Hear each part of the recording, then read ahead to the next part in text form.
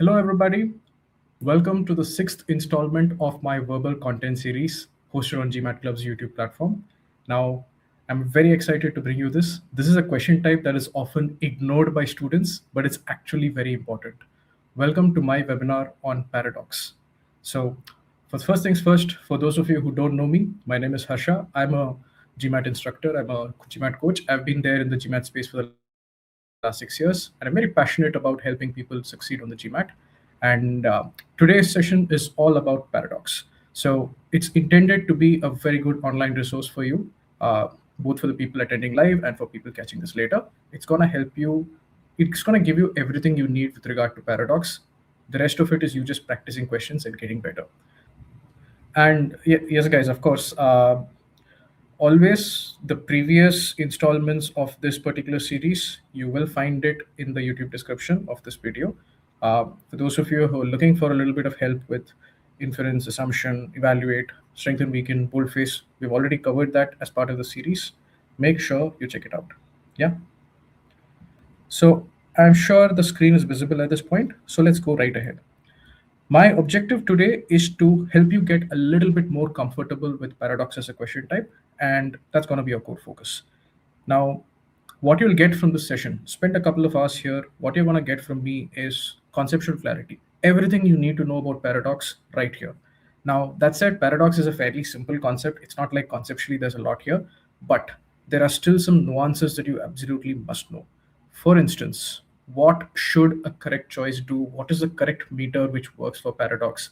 Oftentimes, we go wrong because we're not clear about what the expectation is. So I'm going to give you some clarity on that. And of course, I'll make sure that I make you aware of the common trap choices that we typically see. Now, of course, we're going to discuss the process fairly straightforward here.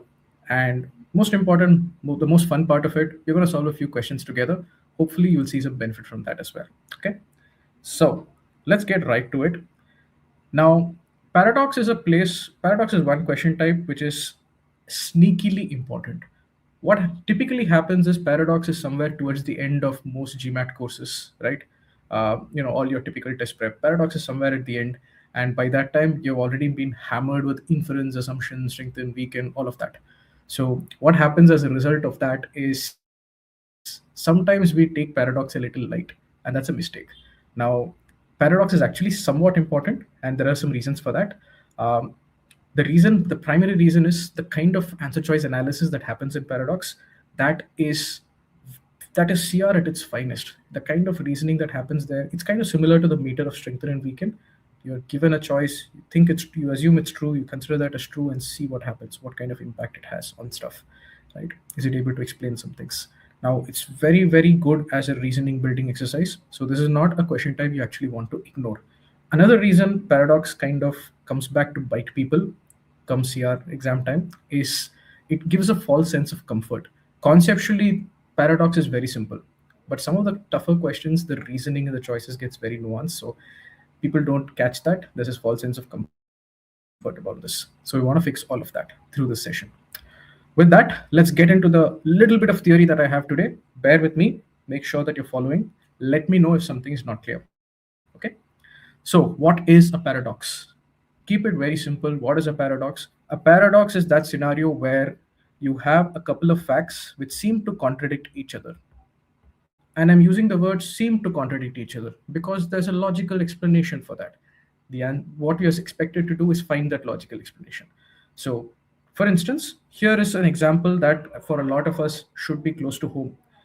Say you went on a rigorous daily exercise routine with the clear objective of losing weight. So you're doing this 1 hour of daily exercise, rigorous exercise, thinking that you're going to lose weight. And that's fact one. So given that you're going on this hardcore exercise routine, the expectation is kind of set. You expect that you're going to end up losing weight. You're expecting to lose 3 or 4 kilos, right? And suddenly you notice that you've actually put on 3 kilos. Now that is what a paradoxical situation is. These are both factually true. Both of these happened, but why are they happening together? It makes you wonder. Another way to look at paradox is it is practically the same, but I like to define it this way as well. It's a statement or a situation where something happens kind of contrary to the expectation that has been set. And you can take the same example. Given that you went on a hardcore exercise routine with the express objective of losing weight, at some point you're at some level you're expecting that you're going to lose weight. But on the other hand, if you notice that you've actually put on weight, that's a paradox. Why did that happen? Right? That's what this question type is all about. On CR in the GMAT, in CR on the GMAT, they're expecting you to be able to find a logical explanation that explains this. Why is it that you put on weight despite going on an exercise routine specifically with the objective of losing weight? What is a logical explanation for this? Right? So think about it for a second. Please participate. Let me know if something comes to mind. Else, I will continue. Right? Think about what would be a logical explanation for this. Before option choices, there's always real life. So for the first couple of exercises, just think about the paradox and what could explain the situation. That's the focus. Yeah. So very quickly, what could be a logical explanation for this paradoxical situation?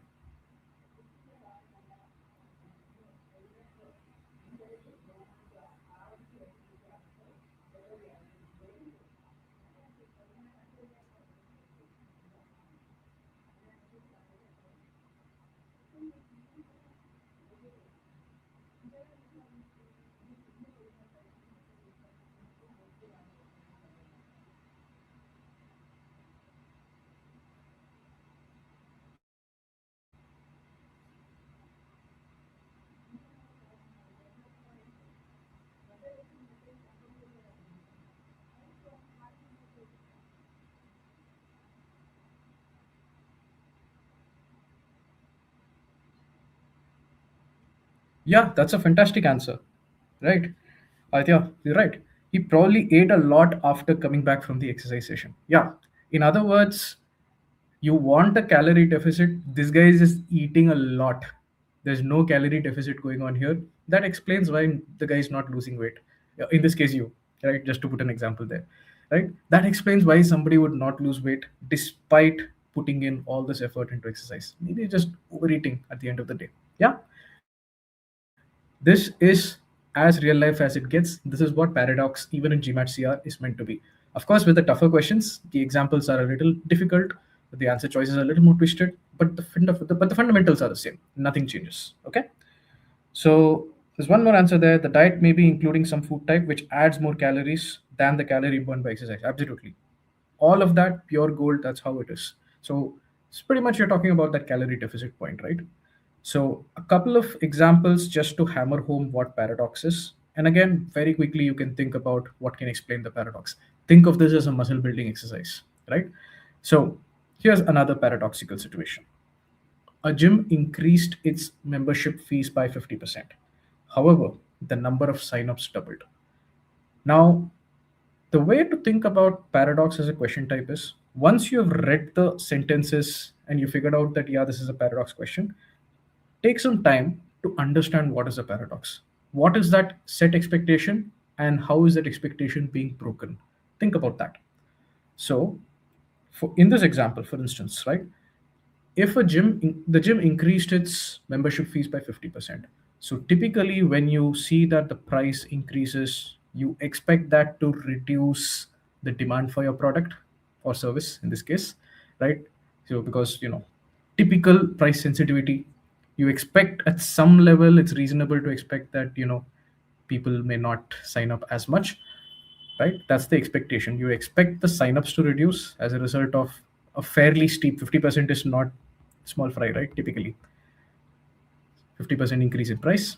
But what if the number of signups actually doubles? That's the paradox. Now, what could explain such a paradox? What could explain this? Is the new year people want to lose weight? Yeah, it might be the case that given the new year frenzy, people don't care about price. They just want to go to every gym is getting overcrowded because everybody has this new year, you know, energy, right? That's something. Here's another thing that came to my mind, right? Typically, yeah, if you increase the price by 50%, you would expect signups to reduce. But perhaps, as far as this particular gym is concerned, that 50% increase is not so much. And an increase in price is a great indicator of signal of quality. And maybe now a lot of folks are interested because they feel that yes, this gym is a high quality gym, and that's driving signups, right? All of that is possible. Is there anything else that you guys have added? Let's take a look. Gym added yoga and Zumba, which cost more than 50% of the amount, and major audience wants this. The cost may not matter, but maybe it has added these elements like Zumba and yoga, which a lot of people are craving for. A lot of people are ready to pay the extra 50% fees, whatever it is. That can explain this. Yep, that's a fantastic idea. Yeah, added new services. Yeah, perfect. This is great. This is what Paradox is meant to be. Here's another example just to make sure that the fundas are clear and you get a feel for thinking through Paradox questions. Yeah. So take a look at this one. This is a small town. It implemented a strict new law to reduce speeding by doubling fines. So the fines have been doubled. What would you expect? Speeding should come down, right? But what is actually happening? A year later, the number of speeding tickets has actually increased by a whopping 40%. Why is that happening? Why might that be happening? Right?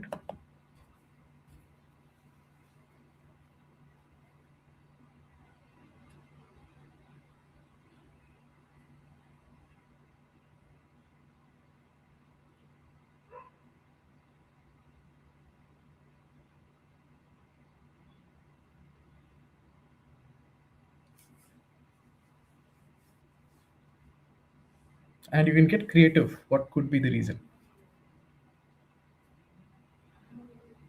And the reason I'm asking you to be creative, and you guys are displaying a lot of creativity with the answers that you're sharing there in the chat, uh, is because it is the right mindset for paradox questions. You're meant to approach paradox like a detective. You're looking for hypothesis. You're looking for possible explanations. Yeah, this could work. That's the correct meter. And therefore, this exercise that we're doing now, it's metered in the right way. Yeah. People are racing in the two lanes. Okay. Quantum of monetary fine is insignificant for the citizens. That might be the case. Yeah, they really don't care about it. At some level, I would still question that idea in the sense that why did it increase then? Why did okay? People don't care about the amount, so that increase in 40% in the increase in the doubling of the fine doesn't matter to them. But then why did the speeding tickets increase by 40%? Right? So, Swapnil, that's to your point, right? If you say the quantum of monetary fine is insignificant, yeah, perhaps, but then why did it increase? Why did the number of speeding tickets increase? It could have stayed the same, right? Think about that. But great point.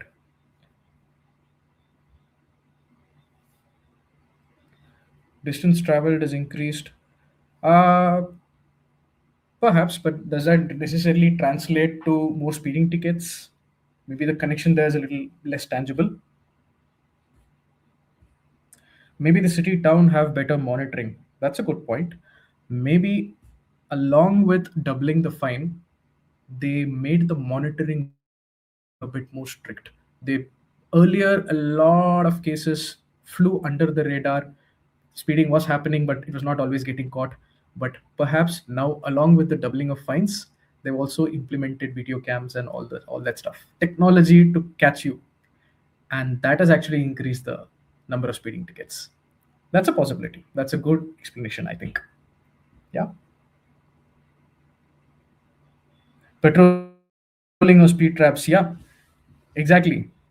Now, a lot more technology, a lot more video cams, a lot more traffic police really waiting to catch you compared to earlier. Government wants speeding ticket revenue, perhaps, and therefore the enforcement is a lot stricter. That's a possibility. So you guys are getting the gist of it, right? Even I like this idea of vehicles have increased from last year. Even that could explain it, right? So, uh, to a certain level, when you have that many more vehicles going through the system, you do expect, to a certain level, it could explain. You might expect a increase in the percentage as well. So all of this is good. I'm going to move on at this point. This is fantastic. This is what a paradox is in real life and in CR. Nothing changes. Now let's solve our first CR question. Through this, I'm gonna introduce all the other necessary concepts. Okay, this session is heavy on practicals. We are mostly going to just solve questions, right? There's just a little bit of theory that I'm getting done here and there. Let's solve question number 1. Let me know what your answer is.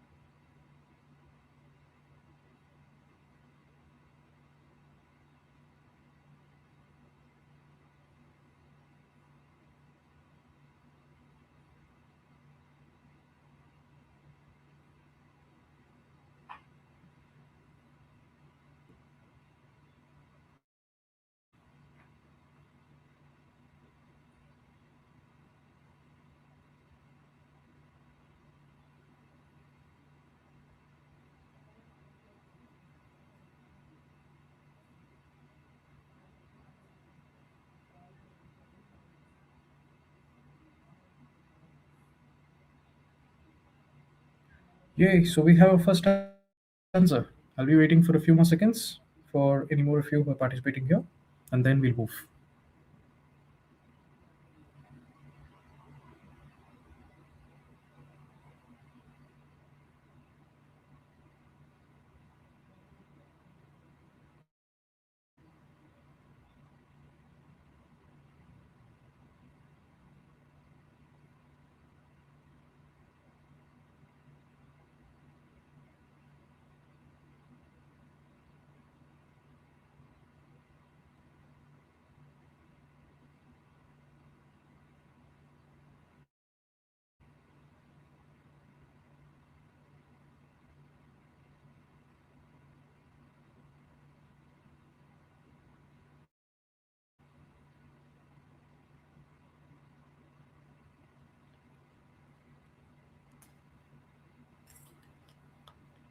All right, folks, any more answers? Let's take a few more seconds there.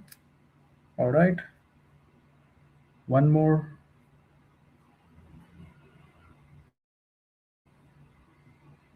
This is interesting. We are getting very varied answers from the group, right? This is going to be interesting. Therefore, let's see. So we have an E, we have an A, we have a D. Let's continue. Let's see if there's any more.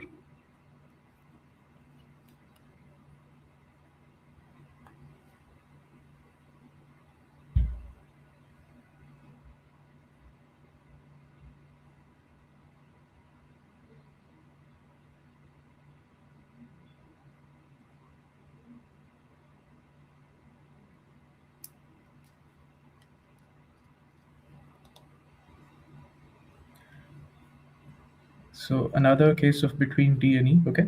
All right. All right. So great. So two candidates for D. I see an E. I see an A. So what's the right answer? We'll discuss. But this was a good introduction to paradox.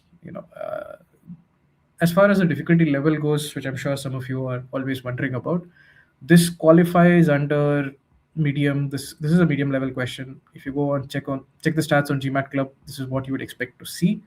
Um, that said, the objective of this session is to build familiarity with paradox. So by the time you're done with the session, you should be a lot better, right? If you're struggling today. Right. So looks like Aman, you've shifted your answer to E from D. That's good. That's good. In fact, that's good. I think E is the right answer. So some of us have chosen A, some of us have chosen D. We'll discuss all of that. We'll make sure we discuss that. Okay. But let me use this question to kind of introduce everything that is needed as far as paradox on the GMAT critical reasoning is concerned. Yeah. How do you recognize paradox questions? Now, the main thing I want you to recognize, the main thing I really want you to look for is this. End of the day, if you're dealing with a paradox question, there has to be a paradox somewhere. What do I mean by paradox? It is essentially when through a fact they have set an expectation, and then you have a fact which goes against that expectation, right? You have to look for that, you have to seek that. When you see that, in most cases you're dealing with a paradox question, right? That is the purest way to arrive at figure out the question type, which is paradox. But there are often these other clues. Firstly, typically when you see paradox questions, you don't see a conclusion, because mostly these are not arguments. It's a set of facts rather than an argument, right? So typically that's one way to go. Oftentimes the question stem has all these specific words that are kind of almost uniquely associated with paradox. Now, when you see which of these would resolve, explain, what would explain something, reconcile, account for, apparent discrepancy, usually these indicate paradox questions. Now, I'm very clear that you should not rely on just one or two words to determine if you're dealing with a paradox question. Always read everything properly. For me, the key factor is this. You see that there's a contradiction, and the question stem asks you to explain that seemingly contradictory situation. That's the only pure test, but oftentimes these are all clues. Another thing that you would pretty much see with most paradox questions is this if true. And this is where it's interesting, because paradox is at some level similar to strengthen and weaken in the way you analyze the answer choice. Just like strengthen and weaken, you see this if true phrasing, right? That means that, okay, don't try to figure out if this choice is true or not. That's not the objective. Consider the choice as true and see if it offers a reasonably good explanation of the paradoxical situation. That's how you're meant to do this. Okay. So that was a quick note on how to recognize paradox questions. But let's get to the interesting stuff, which is what exactly are you supposed to find?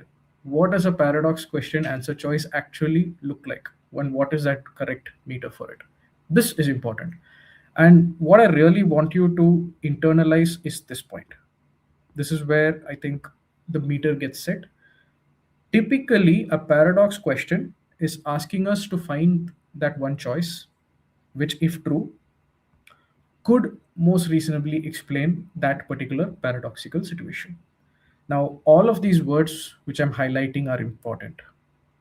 We already discussed the importance of if true. So treat it like a strength and weaken, in the sense that don't try to figure out if the choice is right or wrong. Assume that the choice is true, and then see, does it offer a explanation for the situation.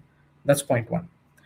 This point is very important. This is where most of us absolutely mess up in our solving of paradox questions. Now, with paradox questions, you're not expected to find a choice that absolutely, definitely, 100% explains the paradox. No.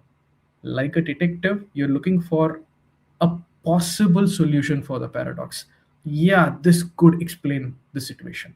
We are looking for that. That is the right meter. So you're not looking for something which definitely explains or must explain. You're not even looking for something that likely explains. If something could explain, that's a good candidate. The rest is process of elimination, you figuring out if there's a better choice. So I hope the meter is set. I hope you understand exactly what you're looking for. So in a paradox question, you're looking for a choice that, assuming it's true, considering it to be true, it could explain the paradoxical situation. It's the most reasonable possible explanation of the paradox. I hope that meter is right at this point. Okay. So now let's kind of solve it together. Nitrogen dioxide is a pollutant emitted by automobiles. Okay. And read, understand the sentence, internalize what the sentence is telling you, then move to the next sentence. And as you read, you connect, you understand what the author is trying to do overall. That's the way to read CR. So nitrogen dioxide, it's a pollutant emitted by automobiles. Okay.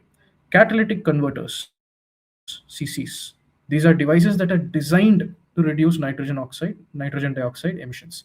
So what are catalytic converters? They are devices. They're kind of designed to reduce NO2, nitrogen dioxide emissions. They have been required in all new cars since 1993. You have to make sure you're reading carefully, else you will miss the nuances here. When we say it is required, these catalytic converters are required. That means it's mandated, it's compulsory. When we say catalytic converters have been required in all new cars since 1993, that means you're not talking about old cars. The old cars can continue without this catalytic converter. It's only in the new cars that this condition has been brought in. That yes, since 1993, it's a new car, you have to put this catalytic converter.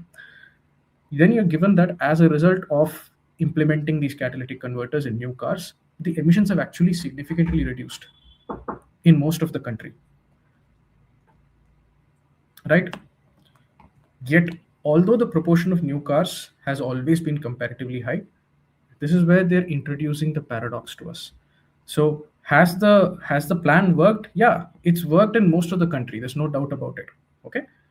Yet, something interesting has happened.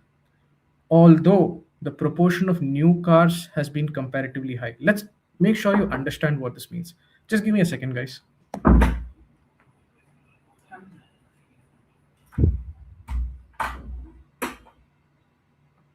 Yeah. So although the proportion of new cars has always been comparatively high, right? What does this mean?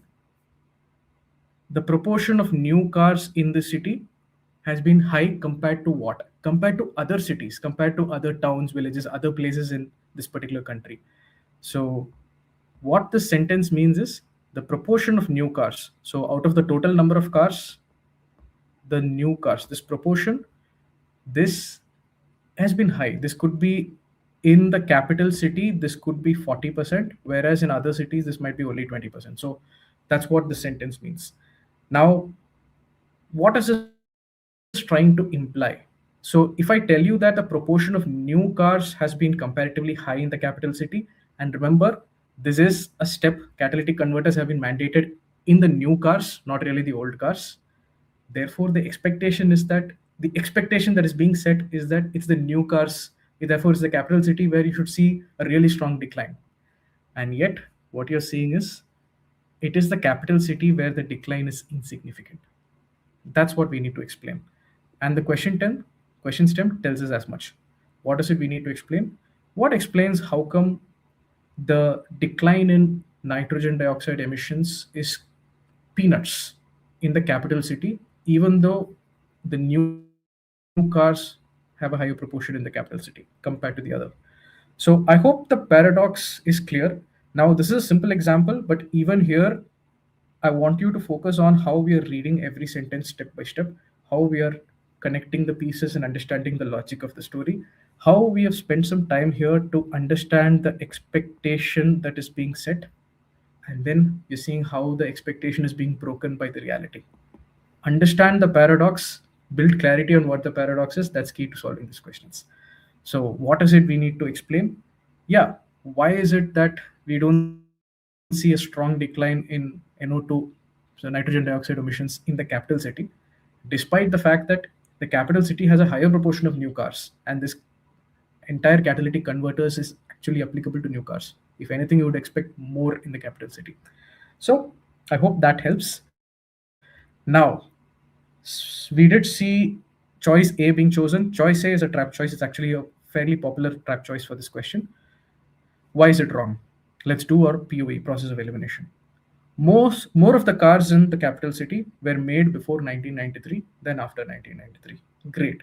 You really have to visualize this. So let's understand this through an example. So what we are talking about in choice A is that if you take the capital city, more of the cars, so let's say 60% of the cars were made before 1993, whereas 40% of the cars are on or after 1993. Great. Still, even if this is so, remember that this proportion of cars is still higher than what you see in other areas. Even if this is only 40% of the cars in the capital city, because you put catalytic converters on 40% of the cars, shouldn't you see at least some decline? Why are we seeing a very insignificant decline? You should ask that question, especially given the fact that the other places where you have definitely seen a strong decline, there it's only 20% of the cars which are new cars. So do you see that choice 8 doesn't really explain why there is no significant reduction in the capital city? If anything, you should expect this, right? So for those of you who chose choice A, is the idea clear why A is wrong? The most important thing we can do is thrash through the choices. So I'm spending all my time here. Just let me know if the idea of choice A is clear. And for future reference, this PDF will be shared. And for all the questions, I've kind of shared my analysis of each choice here. So that will help whenever you go through this. Okay. But bottom line, this tells you nothing about why the emission did not really decrease in the capital city. Even if there is more old cars than new cars in the capital city, that's still a sizable number compared to the other cities. In the other cities, with a much higher proportion of new cars, we saw proper reduction. Why are we not seeing a good reduction with 40% of cars here? That's the idea. That's why A doesn't make sense. Now, I'm going to focus specifically on the choices that this group brought out. For anybody else who's watching, the answer choices are always it's explained here. Now, let's look at choice B, which was also chosen, and it was a root of confusion for some of us. Now, many Donians who own cars made before 1993, in other words, this translates to old cars, okay? Many Donians who own the old cars, they have had catalytic converters installed in their cars. Honestly, if anything, this should tell you that this should lead to more reduction, right? Because currently the plan is only pertaining to new cars. New cars have catalytic converters mandated, therefore you're going to see a reduction in nitrogen dioxide emission. But if the older cars also get catalytic converters in, if anything, it should, at an overall level, it should explain a reduction in the emission. Nowhere does it explain why the emission did not reduce in the capital city. I hope the logic of choice D is also clear. Now, why is E the correct answer? Eventually, two of us chose this, so I was happy to see that. Because this tells you that, yeah, you've mandated catalytic converters, and yes, the capital city has a lot of these cars which have catalytic converters. But choice E tells you that even if it is there, it's not going to work. The capital city, it's too short, the trips are too short for the catalytic converter to actually start working properly. And therefore, you might have the new cars, you might have the catalytic converters, it's not going to work. So choice E brings in this possibility, brings in this realistic scenario which explains why the emissions have not gone down. So here it is. That's why choice E works. So meanwhile, Devil, nice question, nice name rather. I have currently a 645. Should I give it a try? 645 is a good score. A lot of people, will have you believe that 645 is not a great score, but 645 is actually a very respectable. It's a pretty good score. Now the only question is, the only thing that determines is the median scores for the programs that you're targeting, and you know uh, the kind of profile that you have. If you are in touch with an admission consultant, they can give you good guidance there. But what I've seen is statistically, yes, 645 may or may not move the needle for some programs. But anecdotally, I've seen people with 645 convert all kinds of great colleges. So it really, there's no right answer to this question. It depends on your profile, the way you present your story, and of course, the median scores for the programs you're targeting. But if you ask me, it's a good score, it's actually a good score. Yeah. But if you have the bandwidth for a reattempt, if you have the bandwidth and you're not saturated yet from prep, why not? Go take another attempt, fix it. Yeah. Cool. So let's solve another question, and hopefully you guys are getting a feel for what paradox looks like. It should be a lot of fun. Let's solve one more question, and through that we'll take a few more learnings, get a few more practice, a little bit more practice in. Okay. So here you go.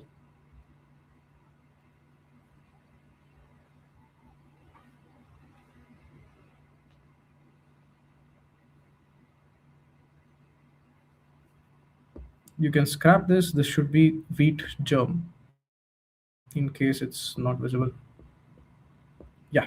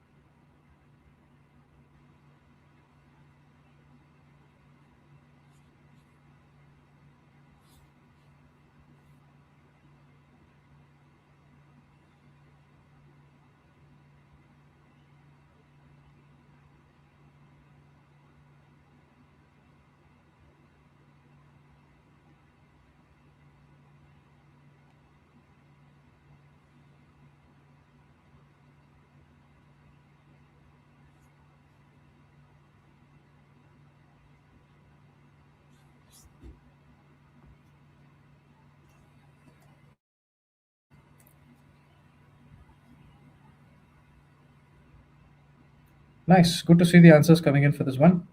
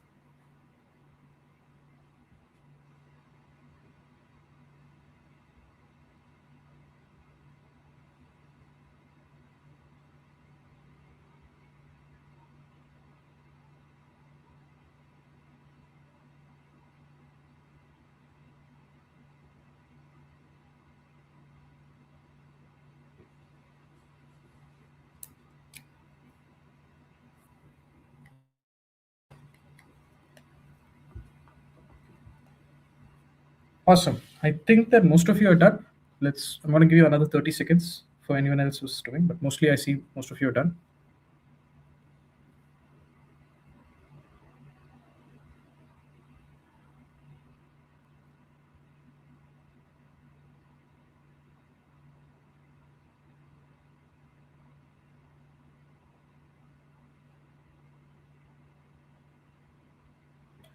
All right. So very confidently C, I'm happy to see that, right? C is of course right. If you go by GMAT Club stats, this would qualify under 605 to 655. So still in the medium range. Uh, but we have done well in this question. I'm happy to see that. C is of course right? Now let's make sure the process element is clear. How do I usually solve paradox passages? Now the process doesn't change much with regard to the question type in CR. You want to keep things very consistent. If it's an argument based question, figure out what is the conclusion, what's the reasoning behind the conclusion. That's your first step. Then what is the argument, what is the question actually asking you to do? Just find an assumption, strengthen, what is it you need to strengthen, build clarity on that. Then where possible, if your brain is in exam mode, if something clicks, great. You try to think a little bit about it, analyze it a little deeper. That's a good practice. The choice analysis is the business end. Really go crazy on that, right? The process doesn't change, but specific elements vary based on the question type. For example, in this question, it's not conclusion and logic, it's not plan and goal. What you're trying to figure out is what exactly is the paradox. What is the fact one? What is the expectation that's being set? How is fact two going against that? I need to figure out what that paradox is. If you build clarity on paradox, that's the best thing you can do from your reading of the argument or passage, whatever that is. Now, when you're reading, be careful. This is applicable for all of CR. Don't be in a rush to just read and just get done with it. Go sentence by sentence. Read a sentence, take a second, understand what the sentence is trying to tell you, how this fits into the overall story that the author is trying to communicate. Then you go to the next sentence. Holistically build a solid understanding of the core ideas. That's important. Oftentimes, what I see with students is that gets rushed and therefore you have bad comprehension and that leads to downstream problems. Yeah. So what is useful, oftentimes you can instantly spot an explanation for the paradox. Now, for example, in the very first example that I gave you, right, the calorie deficit idea, maybe people are overeating, the person who's doing the rigorous exercise is overeating. You can instantly see that, right?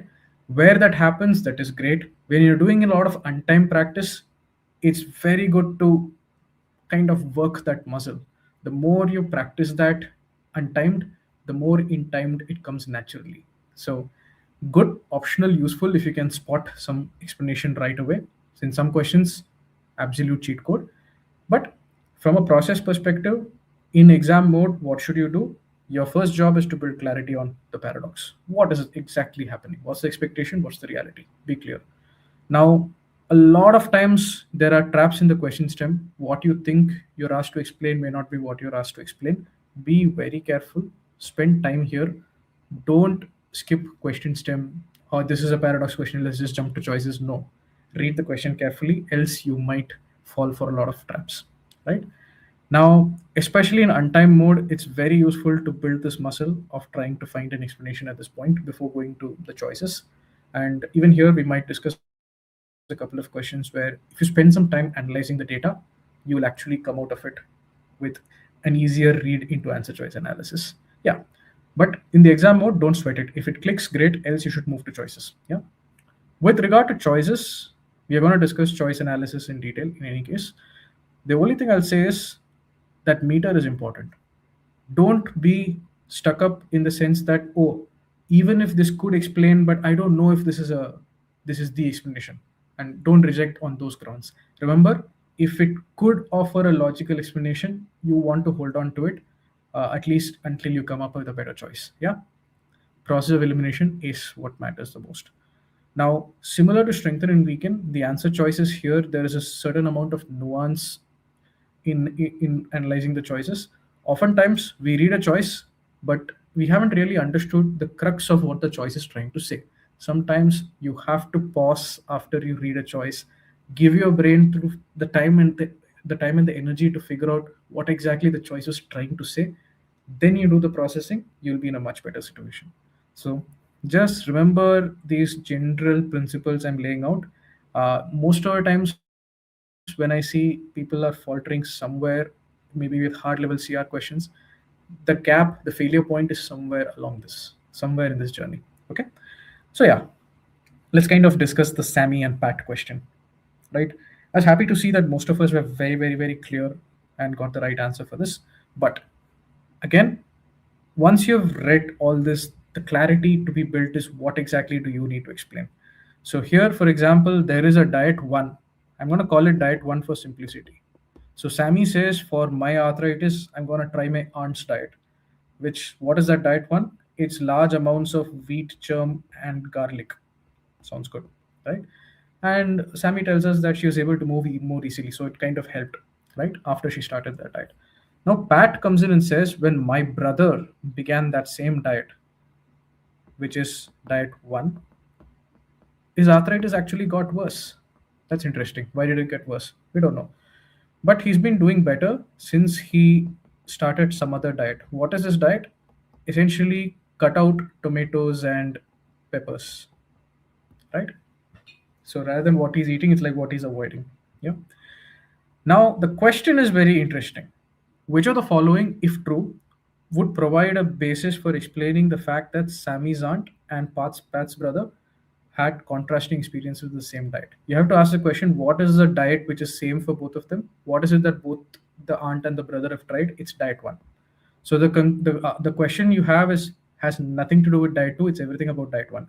So given that diet one worked for the aunt, one would at some level expect that it might work for the brother. But why did it not work for the brother, right? Why did it work for the aunt but not for the brother? That's what we need to explain. Build this level of clarity before you go to the choices. Now, with tougher questions, this is building this level of clarity is what is going to save you a lot of effort. So I think most of us were very clear with this. Meanwhile, I'll just see Aditya has answered. Aman's question has been answered. How many hard questions we can expect? Um, it really depends on how you're performing. I don't think, at least I'm not knowledgeable enough to give you an exact answer there. So usually it starts at a baseline level, especially at the first section. It starts at a baseline level. You might get a little few medium questions there. But if you do well, you're going to get harder. If you screw up, you're going to get easier. That's how it will work. So, uh, you know, it's at least for me, it's kind of hard to put an exact number to it. You will get, if you're doing well, expect a few hard, which is what you want. That much I can tell you. The more you get hard, the more the algo believes that yes, you have the potential to crack that. And the algo will throw you more hard questions. That's a good thing to a certain level. Okay. But yeah, Aditya has answered it, better than I could. It's an adaptive exam. It varies. It depends on you. Cool. Let's kind of quickly run through a couple of choices, maybe because the choices here are interesting. If I look at choice A, it says a change in diet, regardless of the nature of the change, frequently brings temporary relief. If I think about this answer choice, right, this is a choice that makes me wonder more about why this diet did not work for the brother, right? So there's a specific type of answer choice here. Rather than explaining the paradox, it deepens the paradox. What I mean by that is it makes you wonder more about the paradox. If it is true that any change in diet, regardless of the nature of change, any change in diet, it kind of brings temporary relief from the symptoms of arthritis, then when Pat's brother began that diet, it should not have got worse. It should have got better. It makes you wonder a little bit more why the hell it got worse. So you're not getting an explanation for why it got worse. It's making you wonder more about why it got worse, given the fact that any change in diet should make things better, right? So rather than explaining the paradox, it's kind of going the other way. And this is a frequently seen trap choice. Here, it may not seem like a trap, but in tougher questions, some we fall for some of these choices. Okay. Now, the compounds in garlic that can lessen the symptoms of arthritis are also present in tomatoes and peppers. And again, observe what I've written here. Think about what it actually explains versus what it does not explain. What we want to explain, but what does this explain? Not what we want. It does not explain why the brother got worse after eating garlic. This makes me wonder, think about this. If the compounds in garlic can lessen the symptoms of arthritis, and that's the same thing that's also present in tomatoes and peppers, why is avoiding tomatoes and peppers helping? I don't see that. I don't see how that is happening. But that's not what we're trying to explain in any case, so B should be reasonably irrelevant. I think easy to reject. C is absolutely the right choice because what C introduces is another variable that impacts this function, right? So we are thinking all this while that it's all about the diet. You eat garlic, something happens. You avoid tomatoes and peppers, something happens. Choice C brings in another variable into this equation. It tells you that rather than being a function of diet, it's about the time. So from time to time, it could improve or worsen. That could explain why the same diet did not work for one person while it worked for the other person. So hold on to this. That's how it works. So it looks like the other choices were clear to you. So I will move on, and this is always available for anyone watching, right? I will move on to the next portion, which is the trap choices. We already saw some of this. Sometimes you will see an answer choices that explains one.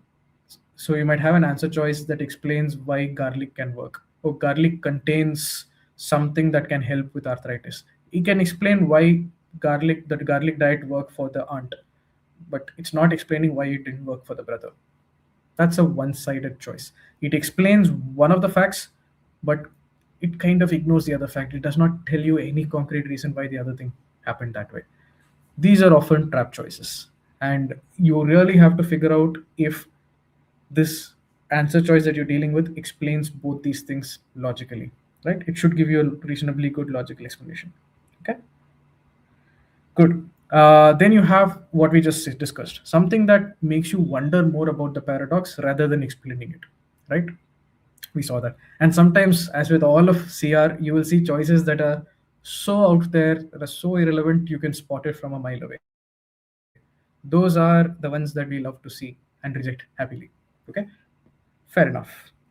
Now, what else? What I've realized solving these question answers could be absurd.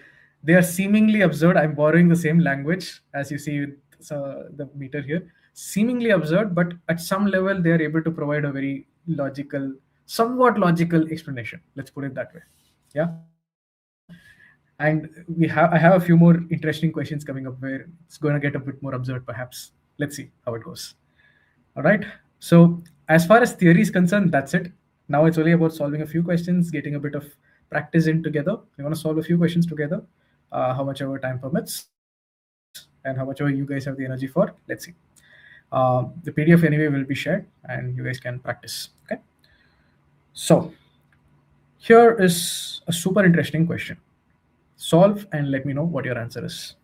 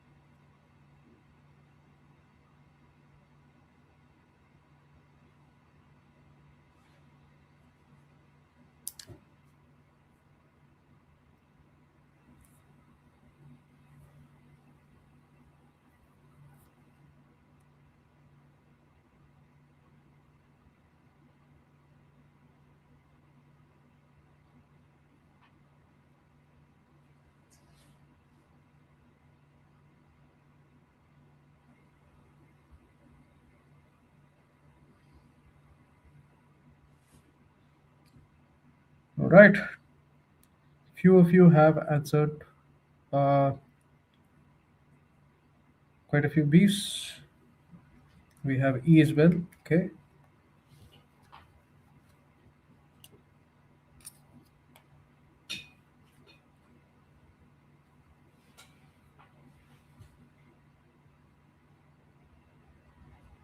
Ah, okay. You misread something. Happens quite a bit. You need to be careful with that. All right, folks, let's take another 30 seconds and then we'll start discussing this.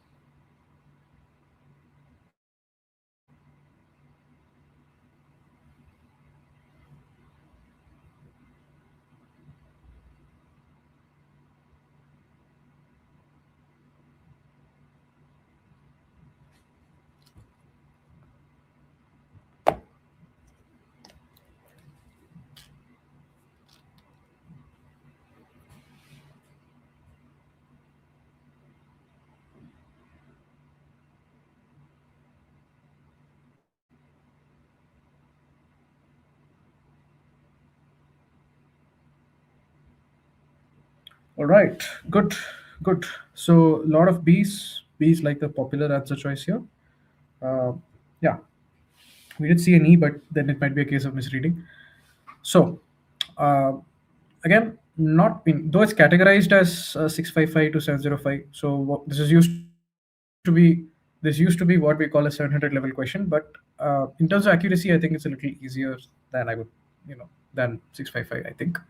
But yeah, so 655 level question, pretty good. Uh, let's understand what's happening. And again, sentence by sentence, build your understanding of what's happening.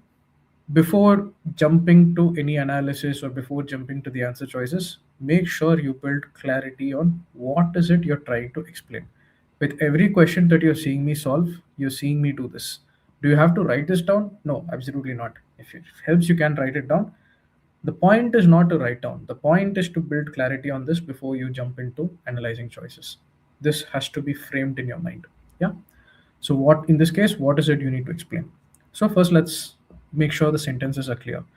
There's a recent study. Researchers have collected the current prices of 300 most common pharma drugs from the wholesalers specializing in bulk sales. Okay. Most common pharma drugs, wholesalers selling to retailers in bulk. That's what we're talking about. What's interesting is it was found that these prices average 60 to 80% below the suggested wholesale price. Suggested by whom? Suggested in the current edition of a widely used, independently published pharma handbook.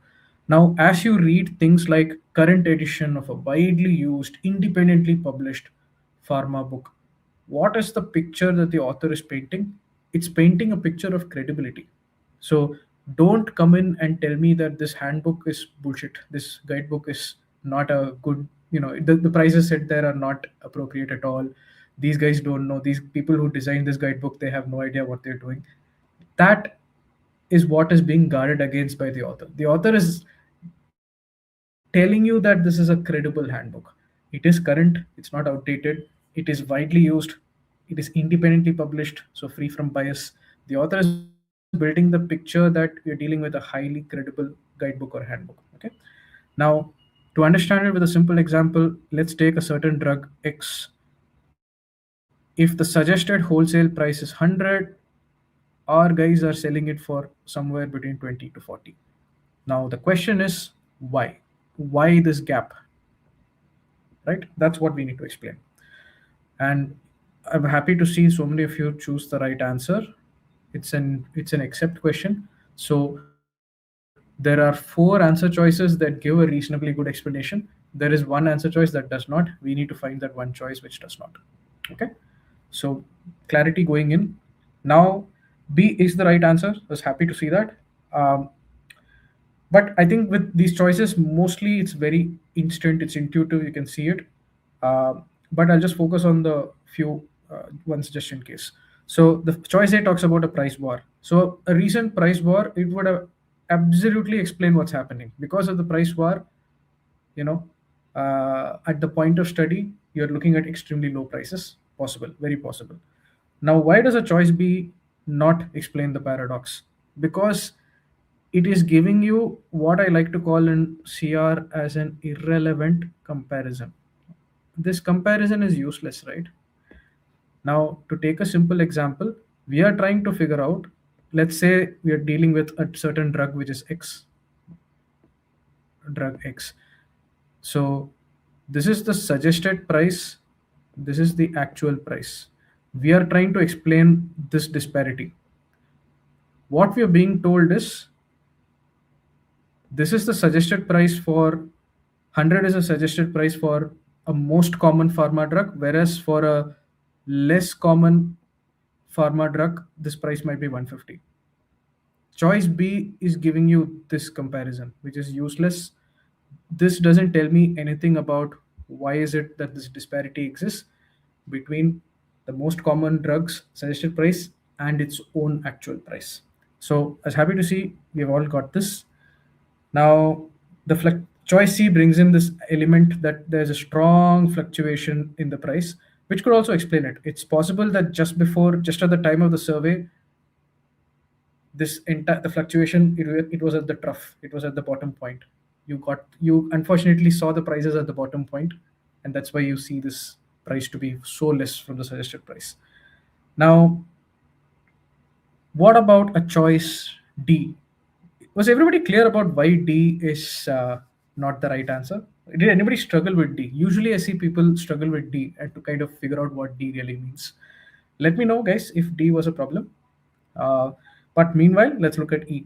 The prices suggested by the independently published pharma guidebook are for sales of small quantities. That explains it. These guys deal with bulk sales, right? The guidebook lists prices for small quantities, whereas a study is looking at wholesalers selling in bulk, right? Now, obviously, there's going to be a difference because when you're selling in small quantities, you will charge a lot more. But when you're selling in bulk, typically you charge a bit less, right? That's how sales usually works. Choice E also offers a reasonably good explanation. Now, choice D for me was very interesting, but I see that most of you, nobody here has pointed out that I don't understand D. So I will move in the interest of time. We want to solve a few more questions. But let me know, guys, if there's something there. Okay. Let's look at a slightly more interesting question. Let's solve this one. I can explain in brief. Absolutely okay. Let's look at choice D. Wholesale prices suggested by the independently published guidebook. Simplify that. You already know it's independently published. So the suggested prices of the guidebook are calculated to allow every pharma wholesaler to make substantial profits. Let's understand what this means. Whatever suggested price you see in that guidebook, it is set at a place where every single wholesaler can make a profit. Irrespective of how good a wholesaler you are, I'm still going to ensure that you get a profit. That's how I'm going to set the price, the suggested price. Let's take an example. If I give you, let's say, wholesaler 1, and let's say there's wholesaler 2, right? Now, remember, the term here is profit. You have to think about profit. Whenever you think about profit, think about revenue minus cost, right? So let's say there's a wholesaler 1, and wholesaler 1 takes 10 rupees or $10 to make a certain drug per unit cost. Now, for wholesaler 1 to make a decent profit, a good amount of profit, they don't have to sell it at 100. They need to sell it at, let's say, 40. That's the max you need, right? A profit of 30, which is a pretty good profit. Now, imagine another wholesaler 2 who is not as good at controlling their cost. So, imagine you have a wholesaler at 70. I'm talking about cost. This is cost, this is price, this is profit. So, this particular wholesaler incurs creating the drug. What choice D is telling you is the the guidebook will set a price, will suggest a price such that even this guy will make a profit, a good profit. Therefore, this guy is already incurring 70 in cost. The guidebook will say, okay, let's suggested price, let it be 100, so that even this guy who is incurring so much cost can make profit of 30. Do you see the logic here? Now, if what choice D is essentially telling you is this, then if the wholesale price is indeed such that it's just designed in such a way that every single wholesaler has to make substantial profit, then it's possible that most of your wholesalers are of this type. Most of the wholesalers will not be incurring such poor costing. They won't incur so much of cost. This is a wholesaler who's not good at controlling his cost, but most wholesalers are not like that. So for most people, they don't need to price at 100. For most people, they need to price only at 30 or 40. And that's the angle which choice D is bringing in. And that's what I've kind of written here. If the guidebook purposefully inflates prices to guarantee profits to each and every one, then, you know, for most people, that much selling at that higher price is not justified. If your cost of making unit is 10, why do you want to sell at 100? Makes no sense, right? I hope the logic of it is clear. This was good. Now let's do this question and see how it goes. Great, Aditya. Fantastic.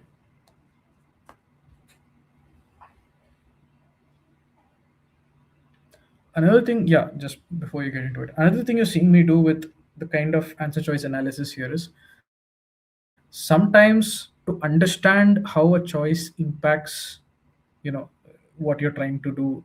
Sometimes to do that analysis of the choice well, it's okay to take examples. In real life, we human beings understand complex ideas through examples. If necessary, nobody is stopping us from taking examples. And absolutely go crazy. If, for example, why am I taking this 130, all these examples? It helps you understand. You could also do that as you're trying to process the choice. You have to be fast with it, but with practice, you're really fast at building those cases. Okay, cool. Let's try this question.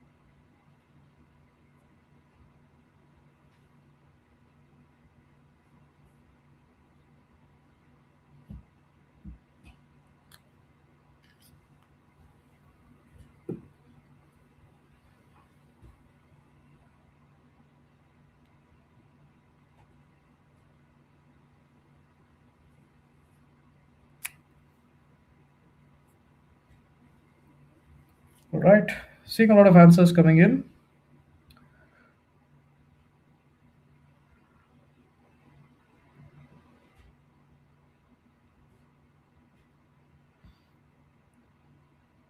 I'll give you a few more seconds.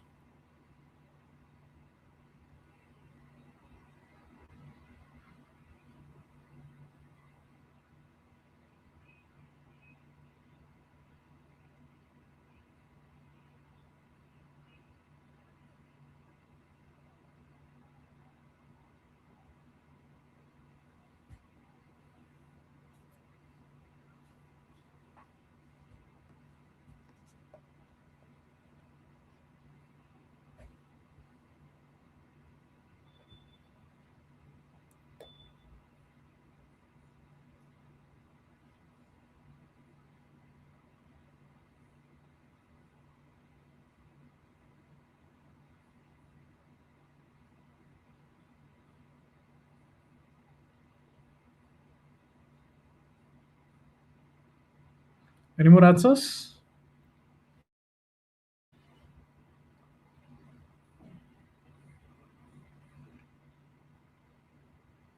All right. To summarize the results that we have seen A, uh, we have seen a couple of D's as well for this one, and we have majorly seen a lot of C's. One, two, three. There's at least four C's here. A lot of C's today, at least for this question. So tell me one thing, folks. Compared to the earlier questions, did you feel this question was a bit more difficult? I saw you take a bit more. Ah, Pankaj is changing your answer to D. Okay. Something changed somewhere. Okay. But did this question feel a bit more difficult?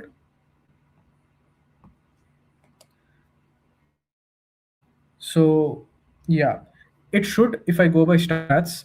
The previous question also on GMAT Club is 655. This question is also 655 on GMAT Club, but that one has close to 65% accuracy or something like this. This one, on the other hand, comes down to 59%. So, accuracy wise, we are seeing a dip here. And I kind of see that reflected in this group today. So there has been a bit of a struggle with this question. So let's slow down. Let's discuss this thoroughly. Yeah. Again, sentence by sentence, let's understand. Under normal circumstances, okay? So under normal circumstances, the more competition in an industry, the lower the prices that consumers pay for their industry's product. That's your typical basic economics 101, right? If you're seeing more competition, typically what you're going to see is the price comes down because you have so many options, it kind of deflates the price. Typical. We see that quite often, right? Now, what's happening? Something very contrarian is happening in the case of hospitals and surgery patients. Typically, more the competition, lesser the price. But here, in the more competitive, in fact, in the most competitive market, surgery patients are kind of likely to pay more. So we're talking about price per hospital stay, but that price per hospital stay is contrary to what you would expect given more competition. It's actually more. People are paying more per hospital stay, right? Compared to less competitive hospital markets. The question is, why is that? Which of the following, if true, least contributes to an explanation of the apparent paradox? So, what is a paradox? It's clear. Typically, greater competition drives down prices, but here you're kind of seeing the converse. Most competitive market, the price is actually more. The price per hospital stay is kind of more. Why is that? Now, you have four choices here which offer a reasonable explanation. We need to find the one that least explains. Okay. Options were a bit more difficult. This is where these questions are going to get you. Like I said, paradox is a concept, very easy. Paradox, there are some tough ones there. So, 655 to 705, 705 to 805, 805 plus. It as a question type, it's kind of rare. It's not that common. But from a preparation perspective, I think it is sneakily important. You should practice this quite a bit so that that answer choice analysis, that depth in analyzing choices really builds. So in preparation, I'll take paradox very seriously. But good. C is contributing to the paradox as is telling us that costs are higher. You're right. Aman, you're right. And I think you chose the correct answer, which is D. Most of us did not choose D. Most of us chose C. But C, if you go a little deeper into it, it actually explains the paradox, whereas D does not. We'll come to that. So let's kind of work through all the choices here because I did see A, C's, and D's. So might as well discuss the choices carefully. So, which of the following, if true, least contributes to an explanation of the paradox? Choice A. The cost of living in the most competitive hospital markets is considerably higher than the national average. Think about it, think real life. Imagine a hospital market, imagine a place where the cost of living is higher versus a place where the cost of living is lower. If it so happens that the place where the cost of living is higher, in the Indian context, Mumbai compared to some other city, in an abroad context, New York compared to, let's say, Texas, right? Now, cost of living in the most competitive hospital markets is considerably higher. Now, if this is so, it actually explains stuff, right? Then remember, when you're talking about price per hospital stay includes things like the rental aspect of it, wages that you'll pay to people who maintain those rooms. Cost of living tangibly should have an impact on that. So I hope for those of you who chose choice A, I hope you see why choice A actually offers a reasonable explanation, right?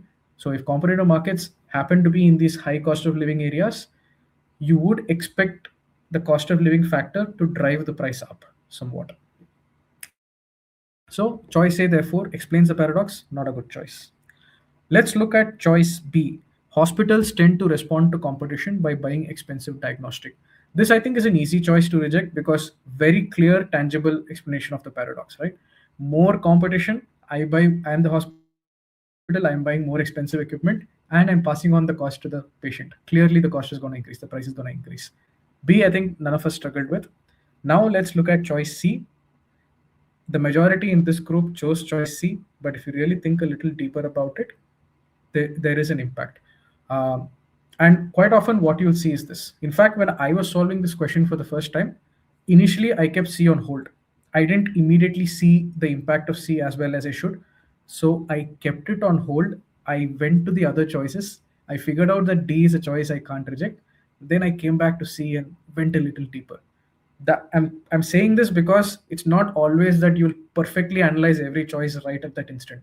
Sometimes it's not clicking yet, you have to keep it on hold, move on. Don't reject unless you're sure.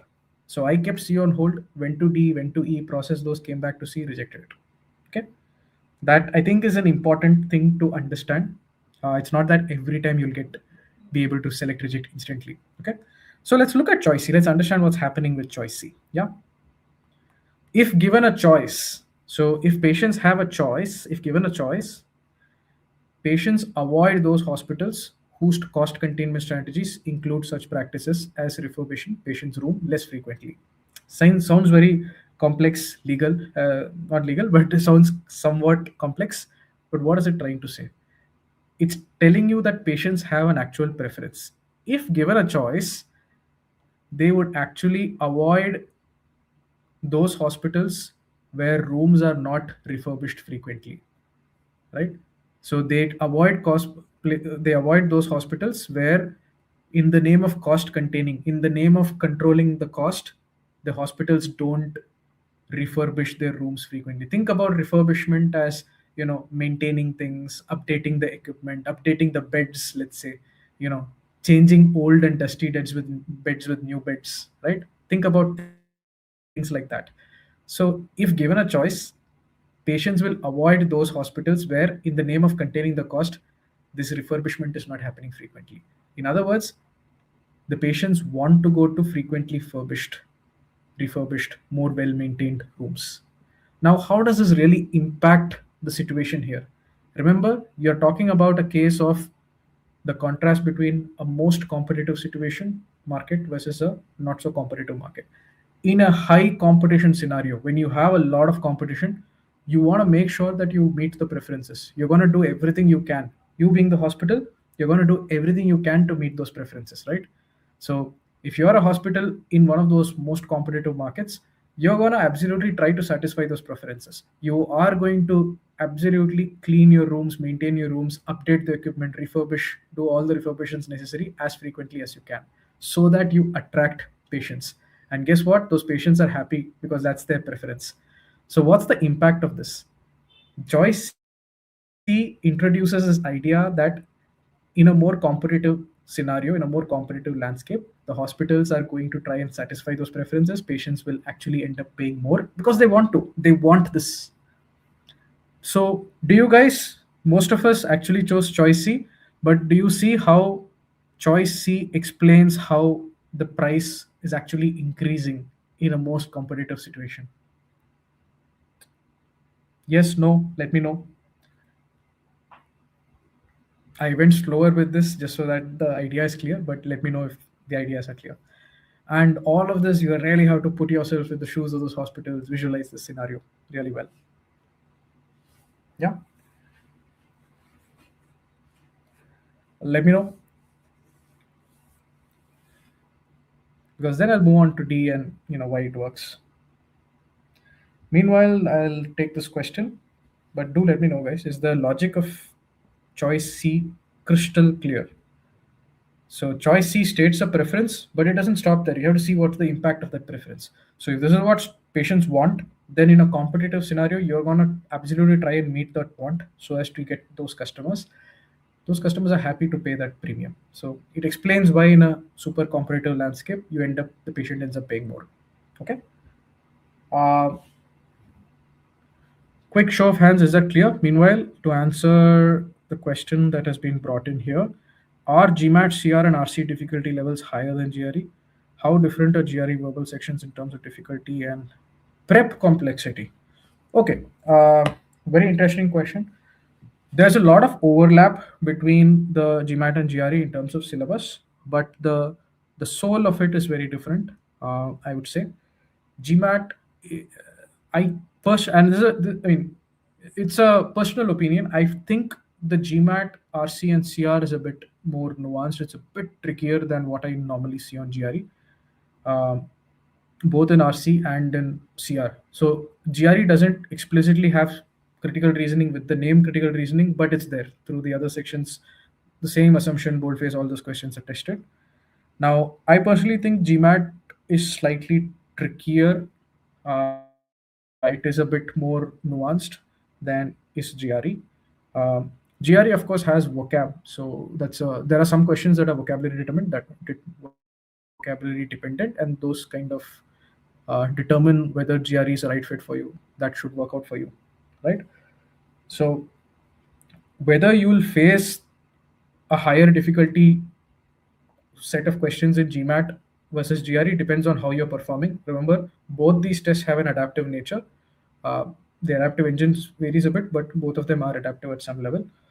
So, but at the higher levels, I think GMAT RC and GMAT CR is a bit trickier. Yeah, I hope that answers your question, Swapnil. Meanwhile, choice C clear. Can I move on?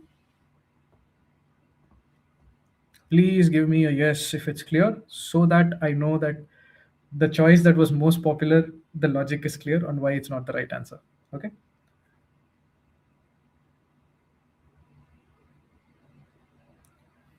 All right. Thank you for that. YouTube Thunder, Aditya. Let's focus on choice D and understand why D is right. So, like I said, when I was solving it, initially I kept C on hold because I didn't get a clear read on the logic. It's a bit more nuanced. D, on the other hand, is absolutely straightforward.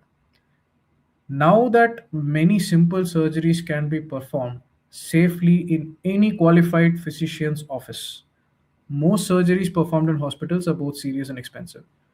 This is telling me that simple surgeries are mostly don't need hospitalization. Just go to a qualified physician, you're done.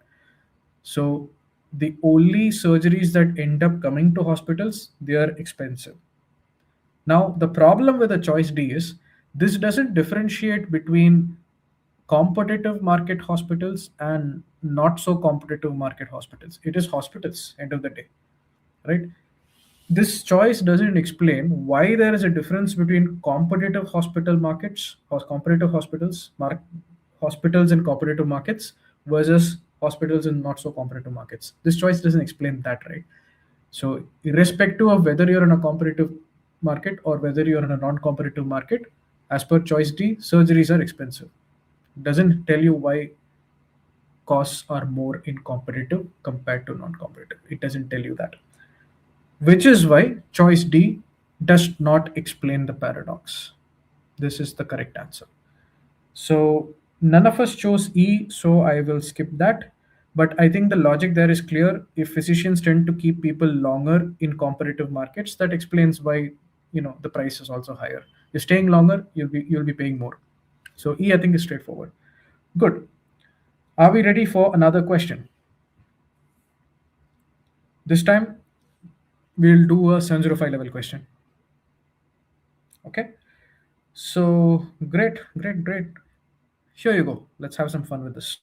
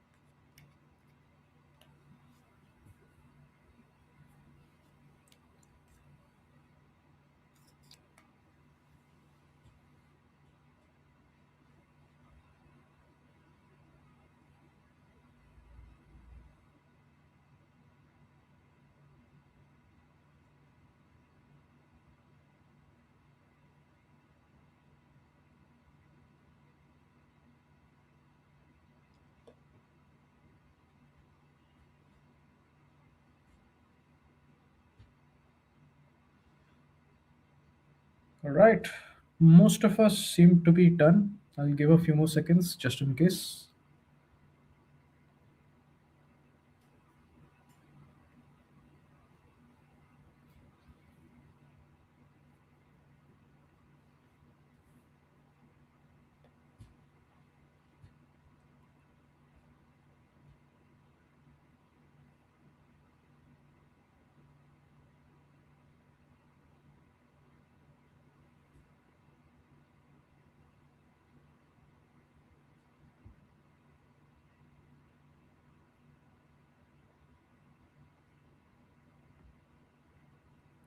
All right. So, this is a case where I'm actually very happy to see so many of you, not so many of you, all of you have chosen A. Now, if I go check the stats of this question, it is set 705 to 805, and the accuracy that you'll find on GMAT Club as of this day is like 55%. In this group of people here today trying this question, I'm not seeing that. I'm seeing like 100% accuracy. So, the optimistic assumption there is that you guys are extremely motivated and you've been absolutely slogging it in terms of GMAT and have built certain ability. Very happy to see that. But yeah, A is of course right. And the concept is average, and more specifically weighted average. You will see the impact of weighted average here. You use it all the time in quant to solve those mixtures and other questions. You could use it here as well, right? So again, don't rush to the choices. Focus on solving. Rather, focus on understanding what's given. Focus on building clarity on what exactly the paradox is, right? Again, look at this. In January, there's a large drop in the number of new houses sold. Okay, why? Because interest rates for mortgages were falling and many consumers were waiting to see how low the rates would go. Again, what is a mortgage? A mortgage is essentially a loan you get against property. You want to buy property, they'll give you a loan, but the collateral that you offer is the property itself. That's what a mortgage typically is, right? So what you're being told is that in January something very interesting happened. You saw a big dip in the number of new houses that were sold. And the reason for this is the interest rates were falling and people who have to take loans to buy these houses are waiting to see how low it will go. Right now, okay, 5% interest, that means I'll have to repay the loan at 5%. But I want to wait and see if it goes down to 2%, right? So because people are waiting, the houses are not selling. That's the scenario. Okay. Now, this large sales drop was accompanied by a sharp rise in the average price of new houses sold. Why is that paradoxical? Again, your typical economics 101. When you say that people are not buying houses, that essentially talks about a reduction in demand. Nobody wants to buy a house because they're waiting to see if the price drops further. So demand is going down. Typically, what you expect to see is that price will go down. That's the expectation. But what is the reality? The price has actually gone up. The average price, to be very specific, it has gone up. Now the question is what explains why the price went up? Okay, think about that. Let's think about that. Immediately, what comes to mind is choice A. In this case, I was able to think of choice A, and I'm sure some of you were able to think of it even before you went to the choices. But choice A kind of introduces this very interesting idea, which is related to averages and weighted average. Choice A says, Choice A tells you sales of high-priced houses were unaffected by the sales drop because their purchasers have fewer constraints limiting the total amount they pay. What's exactly happening here? You have your low-priced houses, you have your high-priced houses, lower priced and higher priced. And just for an example, let's say the lower priced houses cost 1 million USD. I don't know if that's a high or a low amount, just an example. And let's say the higher priced houses on average cost 5 million USD. Now, originally, let's say before Jan, you had a fairly equal split of houses. It doesn't have to be equal, I'm just taking an example. Let's say you have an equal split, then the average price would be 3 million. Equal split, right at the center.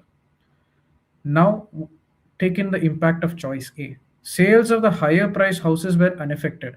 Earlier, if there were 100 lower price being sold and 100 high price being sold, the 100 is going to remain at 100. The sales of higher price units unaffected by the sales drop. On the other hand, you are seeing a drop because of the other party, which is lower priced. So if 100 suddenly becomes 10, what does that do to the average? This is essentially a weighted average, right? This gets dragged to the right. Choice A therefore explains exactly why the average price increased. Now, the key to solving these questions is to observe the verbiage. You have to notice this word average for the idea of weighted average and weightage of one going down, the other getting the average getting dragged to the other side. You need to focus, read carefully, observe these terms. As questions get tougher, your ability to observe these details will help you a lot. Okay. So I think choice A, everybody's clear. Is there any choice that was difficult here? Then I can kind of zero in and focus on that. Let me know if there's any choice that tripped you up for any of you sitting here. Else we can go and solve one more question and wrap up. So Vikalp, I'm wondering if everyone is majorly correct every time. So I got really bad shouldn't. No, I'm sure this is. I'm sure this is also a very motivated bunch. Mostly, even for the 655 plus level questions, mostly I am getting good correct answers here. Barring, let's say, the last question, the previous question where I think there was a bit of struggle with choice C. Barring that previous question where choice C tripped everyone, what I'm seeing is we are getting a lot of right answers, which I'm happy to see. Right. So, Aman, which choice do you want me to explain? E. Okay, let's focus on E.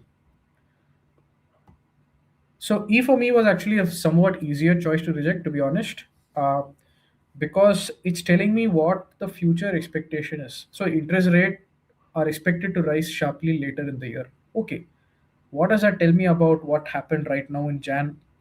I'm not sure. How does it explain? We already know that people are waiting it out. People are waiting to see till what point the interest rate goes down. Great.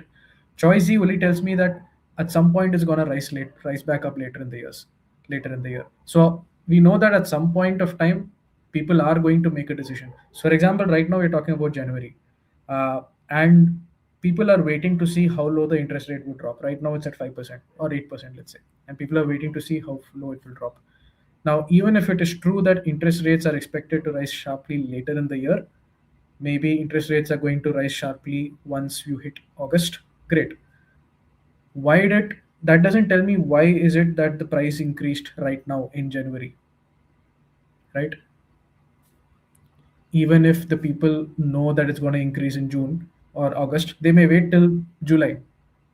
Why is it? What explains why the average price increased in January? I don't see. I don't see how that is getting explained by Choicey. That's how you reject it. Hope that helps, right? Some of the other choices, they have a bit of nuance. Now, for example, if I look at something like choice D, right, it says there was a greater amount of moderate priced housing available for resale. So you're not talking about new houses, but on resale, there's certainly a lot of moderately priced housing available. Now, I want to see what the impact of that is. If I think about it, if anything, this is going to increase the supply of houses that are available for people to buy, even if it is resale. So, while there is a large drop in the number of houses, end of the day, whether it is new houses or old houses, the house market is getting expanded. There's a lot of supply here now because there's all this moderately priced resale homes that are available. I would expect that as a result of this oversupply, the price will come down. But why is the price increasing? I'm not able to see a solution to that. So, if anything, choice D for me deepens the paradox. It makes me wonder, given choice D, why is it that we saw a sharp increase? We would expect the price should decrease further because there is even more supply of homes available. Yeah. So there is some nuance to some of these choices. Sometimes people are very quick to say this is irrelevant, therefore reject it. But sometimes you go deeper, there might be some layers. But yeah, D is also wrong. Cool. Uh, let's do one more question, if you guys are game, and then we'll wrap up at 11. Perfect 2 hour mark or thereabouts. Let me know, guys. Have the energy for one or two more. Yeah. Let's kind of So I'm gonna wait for like 10-15 seconds just to see if the energy is there, uh, and then we'll take a guess and we'll take a decision.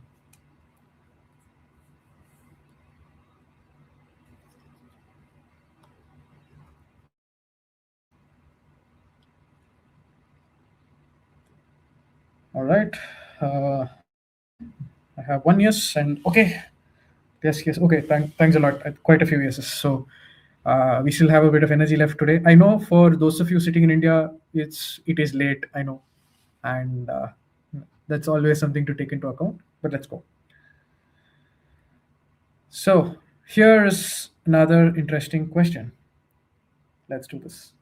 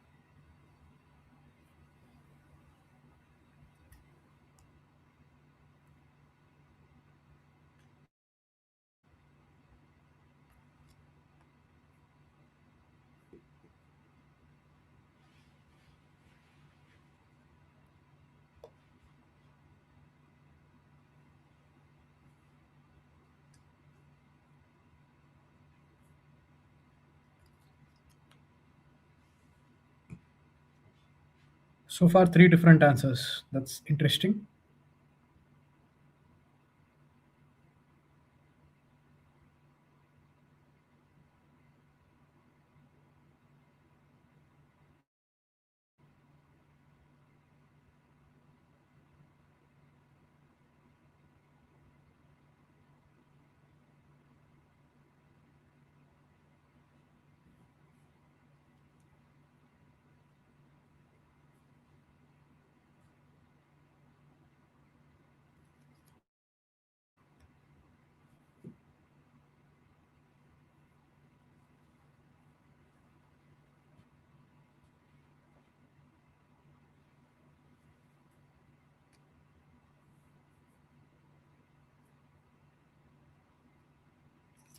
So a lot of A's, 1B, 1E. I'll wait like 20 more seconds just in case anybody else is still solving, and then we'll start discussing this.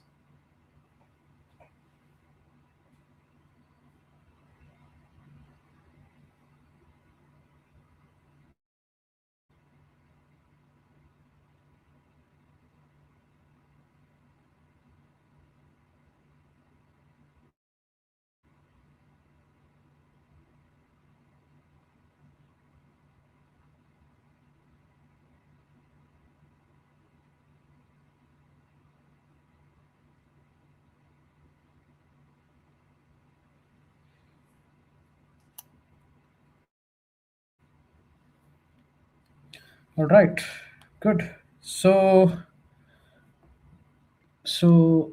in this particular group that's answered this right now, A is like the most popular choice, B is somewhat popular as well. We have one candidate for E. So, split jury, a lot of confusion here. Now, was this question difficult? Did you find it a bit difficult? Whenever I see no unity in the answer choices in a group, I always wonder, okay, there's clearly a sense of difficulty here, right?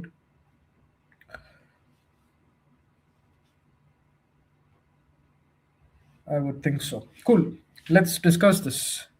I hope you guys are looking forward to discussing this. So Vikalp says, I feel B is not the one because they didn't mention category in it.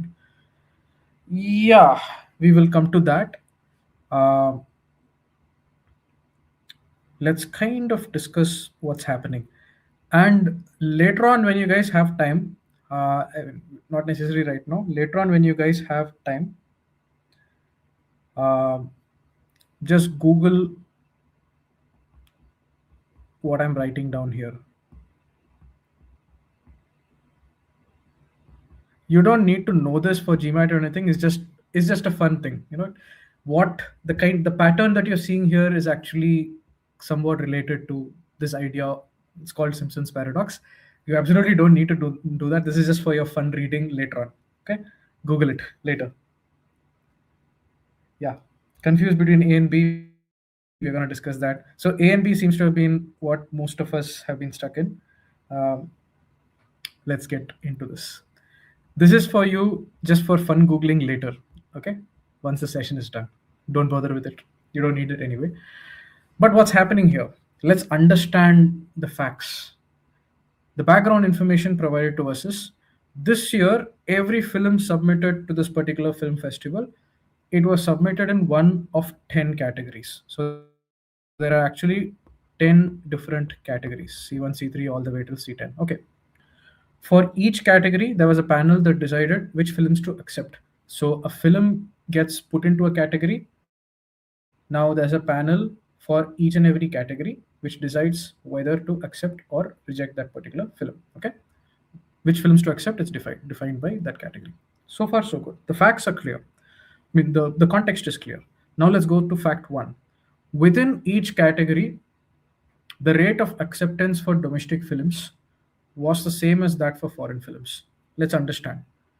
Now, for example, let's look at category 1, category 2, category 3. Yeah. So there are domestic films, there are foreign films. What does fact 1 mean? Within each category, the rate of acceptance for domestic films was the same as that for foreign films. So if 10% of the domestic films which got sent to that category got accepted, 10% of the foreign films also got accepted.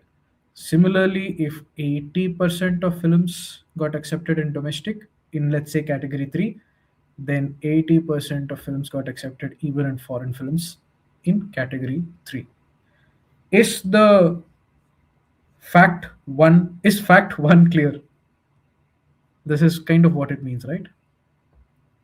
Now, what we don't know is how many domestic films were sent to category 1. That could be 10, it could be 100, it could be 1000. Similarly, I don't know how many foreign films were sent to category 1. Whatever the number of films, the percentage is 10%.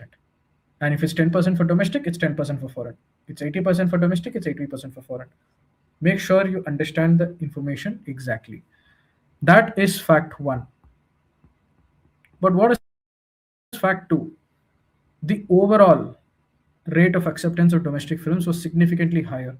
So, at an individual category, the acceptance rate is the same for domestic and foreign. You would expect that if you aggregate it over 10 categories, you would expect that even at an overall level, if this was at 40%, this would be at 40%. But that's not what's happening. You're being told that at an aggregate level, if domestic is overall is at 60%, foreign might be like 30 or 35%. Do you guys see the paradoxical scenario here? If for every category the acceptance rate for domestic is the same as the acceptance rate for foreign, then when you aggregate it over 10 categories, everything, the percentage is the same, right? Then why is it that for domestic alone, the percentage is higher compared to foreign? Why is that variance happening when you accumulate over 10 categories, right? Everybody with me so far? So, to summarize, in every category, the acceptance rate is the same, whether it's for domestic films or foreign films. It's 10%, 10%, 80%, 80%, whatever it is. But combined, the acceptance rate is much higher for domestic films. So, 60% of all domestic films got accepted combined. That only 35% of all foreign films got accepted combined. That is the paradox. Now, this is a case where if you kind of think about what could explain this paradox before going to the choices, you will benefit a lot. Think about what would explain what's happening here. Any ideas?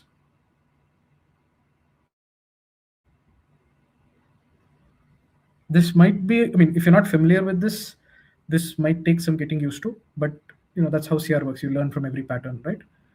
So let me give you one example to understand what's happening here.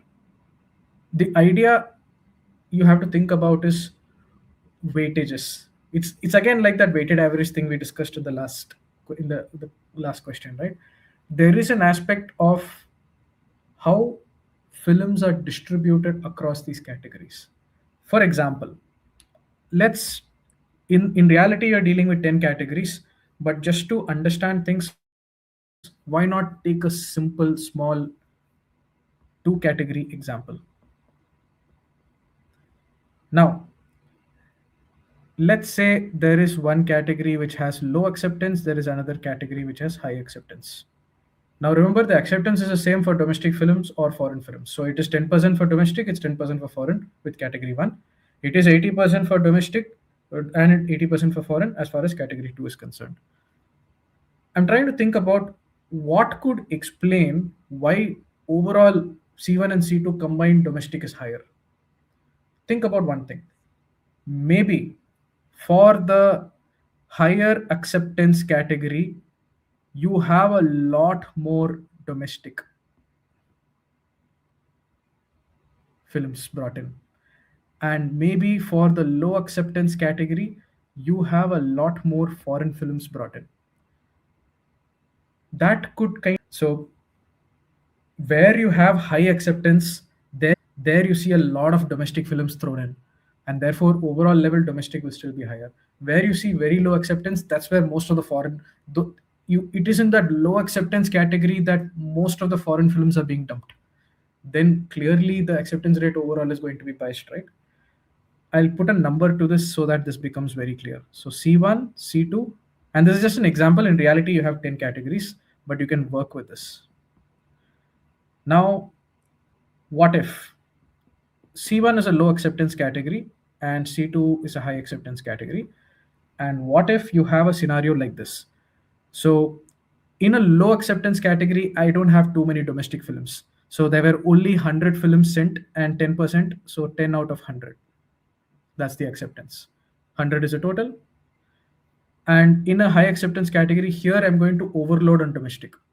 High acceptance category, most films absolutely get accepted. Here you have a lot of domestic films. I'm talking about 800 by 1000. And perhaps with foreign, it's the other way. With foreign films, being dumped. That's the category where you have a lot of foreign films being dumped. For example, 100 out of 1000. Whereas here you have a meager 80 out of 100. Now look at the total.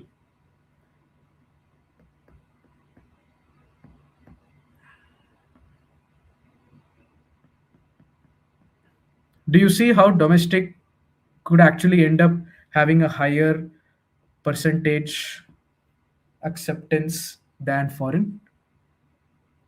It is E. So Pankaj, you had this right. You had this right at the start. Most of us got this wrong. Happens.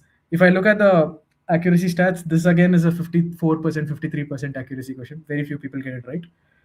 Uh, I hope now you're seeing why E is right. But everybody with me so far, I can see that Aman is clear. Everybody who ignored choice C or could not see that choice C is right. Is the logic here clear? And again, remember, if the idea is not coming intuitively to you, nobody is stopping you from taking a quick example if you can. Right? Now, taking C1 to C10 may not be practical, but let's take a smaller example just to observe that trend. And honestly, if you can see this without the example, great, right? The immediate idea that came to your mind is, okay, acceptance rate is the same, but what if in the high acceptance category you have a lot of domestic, and what if in the low acceptance category you have a lot of foreign? That might be able to explain. And to very quickly sharpen that initial thought, take a quick example. You got it. But everybody with me so far? Just checking.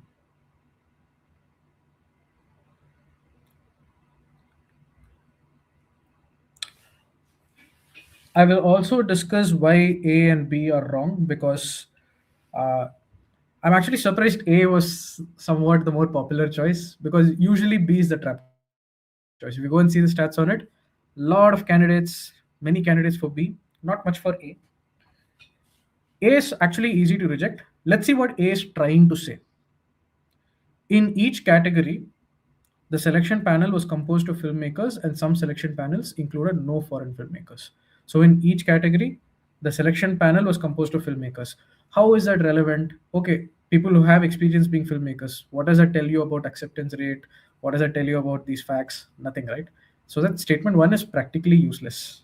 You don't get anything there.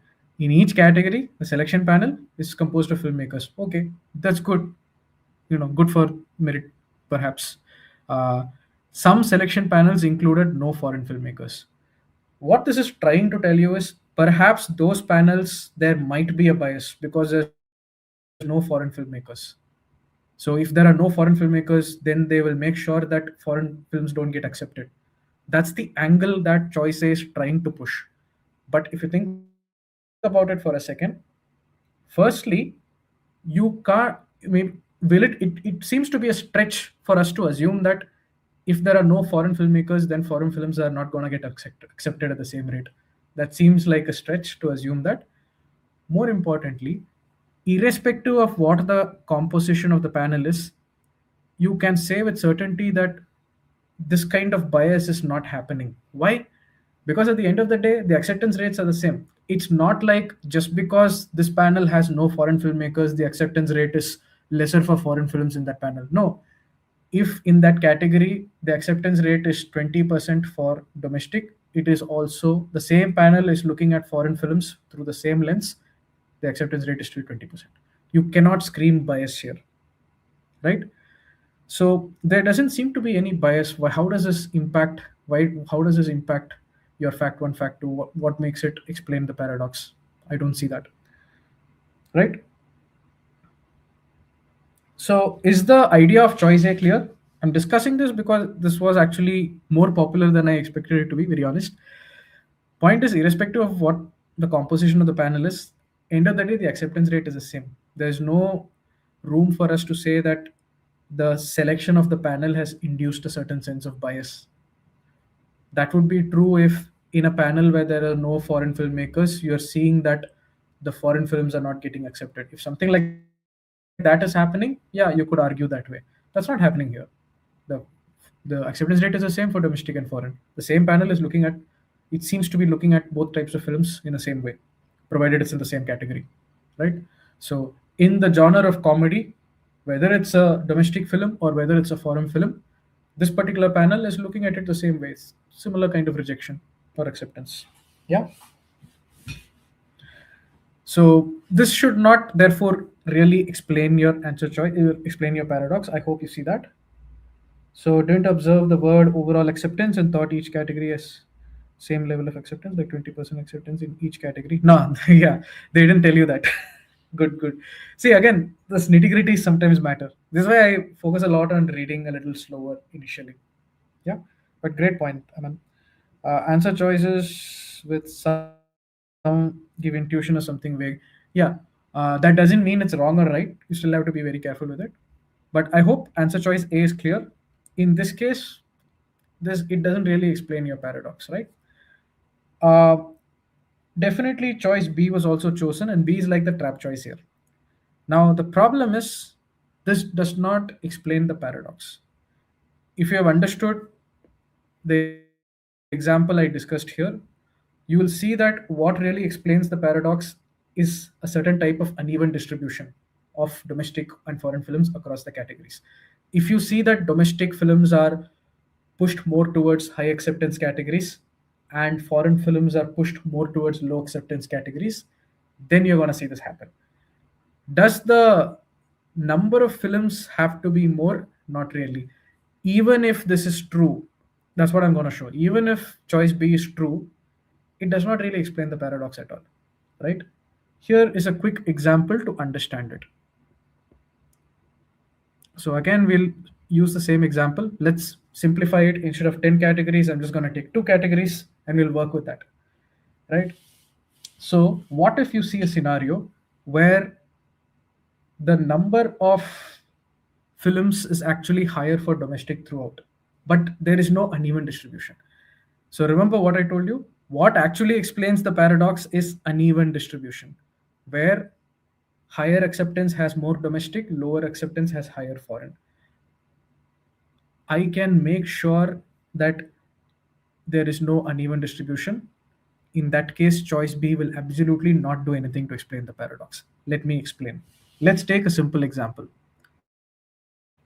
10% acceptance rate, low acceptance category, 100 out of 1000, and 80% acceptance rate, let's call this 800 out of 1000. So as far as domestic is concerned, at a total level, you're gonna see 900 by 2000, which is essentially 9 by 20, 45%, right? I'm actually proving to you that domestic films could be more, and that doesn't really explain the paradox. How am I doing that? I'm ensuring the distribution is even.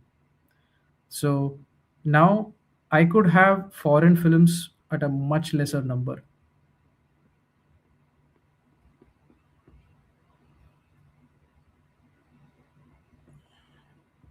Still the same 90 by 200 or 9 by 20, 45%, right? So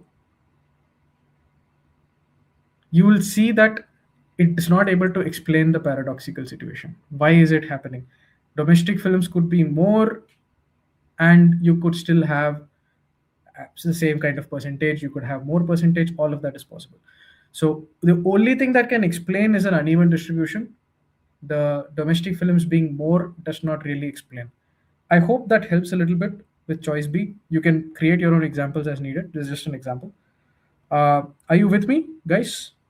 And choice C, I hope you see instantly.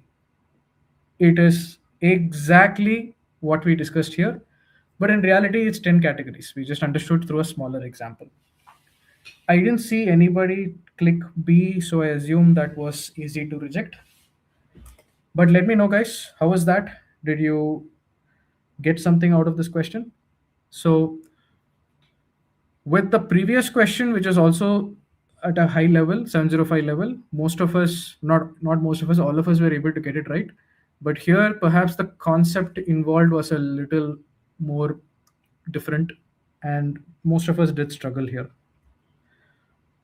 Did this help?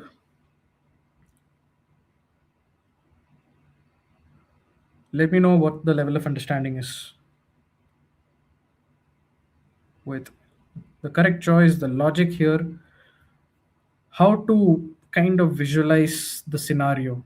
At least in your brain, you have to put this table of C1 to C10, domestic, foreign. You imagine that, oh, this one category might have 10%, another category might have like 70%, 80%, but and then you have to really think what could create the scenario being described here, right?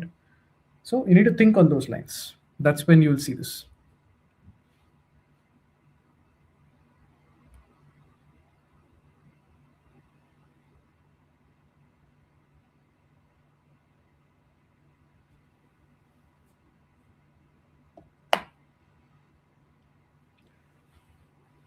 Quick show of hands.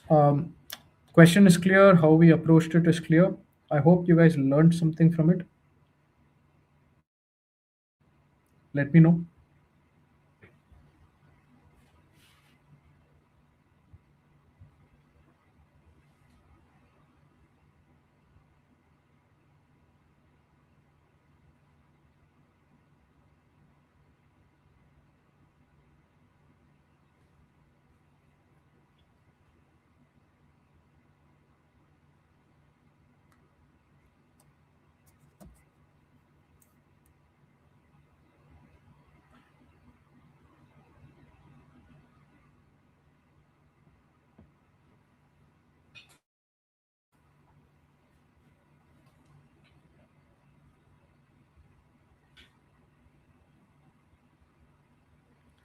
Thank you for that. Thank you for that. So, with every question, right? It's okay to go wrong. Absolutely okay. All of us go wrong once in a while, and quite often, in fact. The important thing is when you sit and review. In verbal, I'll always give you one advice. In verbal, don't be lazy. Review every answer choice. You have to sit and really figure out the logic of every choice, why it works, why it doesn't work. You have to sit and figure that out. First, break your head over it, you try yourself, then you go through a good explanation. You'll find a lot of good expert explanations on GMAT Club, and then figure out till the end point what is the logic. So why is a choice A, why is a choice E working here, why is a choice A not working, right? So, because that's where the real learning is. Don't go into this loop of just solving a ton of questions.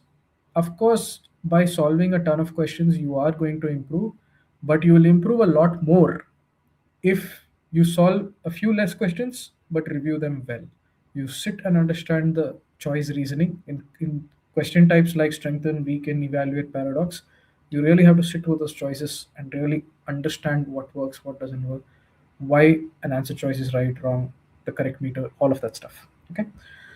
Cool. So I think that's a good point to wrap up. So there are a couple of questions here which you guys can try. Some of it is on the trickier side, some of them is fun. All of them will be fun, some of it is tricky. You guys can let me know. This PDF will be uploaded. I'm sure it'll be part of the YouTube description at some point. Try those questions. If there are doubts, either through the comments there or you guys can reach out to me as well. Happy to try and help. Okay. But just to summarize, overall, one of the things I really want you to take away from the session is don't ignore paradox.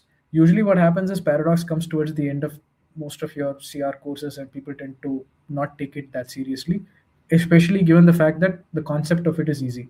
I think what you would realize with questions like the last one and the earlier one, where we saw a bit of a struggle, is that while the concept is easy, the answer choice analysis has a bit of nuance to it, so it requires a good amount of practice.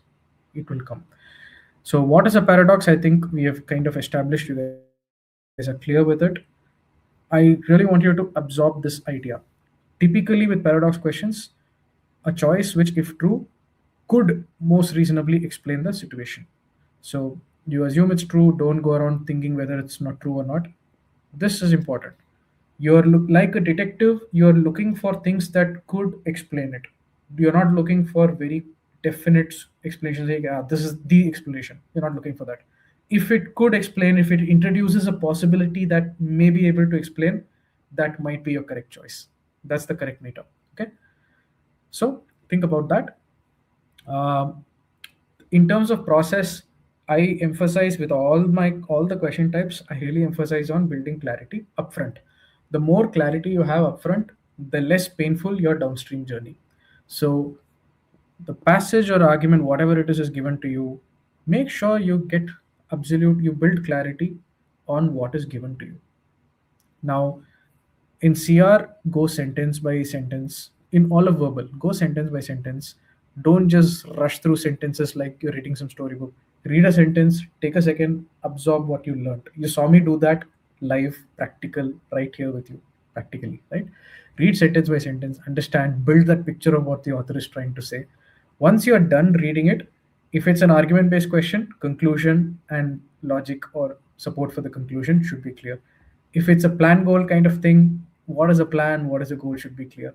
If it's a paradox kind of question, what exactly is the paradox? That should be clear. What is fact one, what is the expectation that's being set, but what is the reality? That clarity should be there. That's your step one. If you have built that, then be a little careful with question stem, because oftentimes there are traps there. You need to be very, very careful here as well. You would have seen me do one thing throughout in all the questions we solved. You saw me specifically write down, okay, what is it? This is a paradox question. I need to explain something. What is it that I need to explain? Write that down. Not necessarily on paper, in your brain. You have to have that framed, because a clarity on what is given, clarity on what is asked, that will help you eliminate a lot of bad analysis downstream, right? So clarity on what is asked. Then with choices, we have seen what the choices typically look like. Yeah, but that's about it. I hope this helped. Let me know, guys. Meanwhile, I will get back to this. Any general feedback? I did see a comment earlier, right? Aditya, can we do another session on evaluate? This troubles me a lot. Okay, I did one a couple of weeks ago. Uh, Perhaps I will do one more. Maybe I'll do a hybrid session where we take some of the trickier questions across question types and thrash through that. Uh, that would be nice. I would be good to do. I think I don't mind that. But yeah, we'll see. You know, whatever works, right, and whatever the algo also wants, right. Any other general thoughts, guys? Swapnil, thanks for that. Really like the variety and coverage. Can you do a session on logical fallacies? In fact, I'm glad you pointed it out. That's coming. I don't know when, so we still have to sort out the details with GMAT Club on the next one. But my objective here is to cover all the CR question types. So gradually we are building the playlist for all the question types.